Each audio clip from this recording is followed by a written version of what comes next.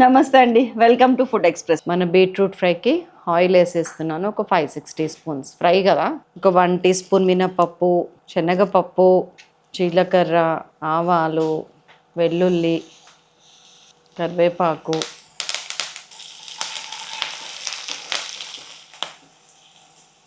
ఉల్లిపాయ, పెద్ద size onion ఒకటి, పచ్చిమిరపకాయలు ఒక 5-6.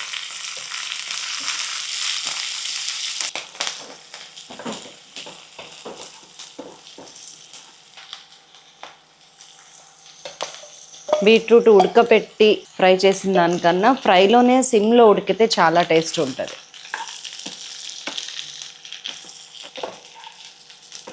పసుపు ఒక 1/2 టీ స్పూన్, ఉప్పు 1.5 టీ స్పూన్.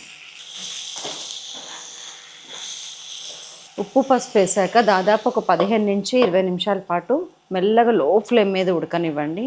మీకు అడుగు పడుతుంది అనిపించినప్పుడు నీళ్లు చిలకరించండి చాలు. వావ్, ఆయిల్ పైకి తేలుతుంది. ఒక్క చుక్క నీళ్ళు పోయకుండా దానంతట అదే సిమ్లో ఉడికింది దాదాపు 22 నిమిషాలు. కారం 1 టీ స్పూన్, ధనియాల పొడి 1/2 టీ స్పూన్, జీలకర్ర పొడి 1/4 టీ స్పూన్. దీనికి పచ్చి కొబ్బరి యాడ్ చేస్తే taste super. Just 1 table spoon చాలు. కొత్తిమీర.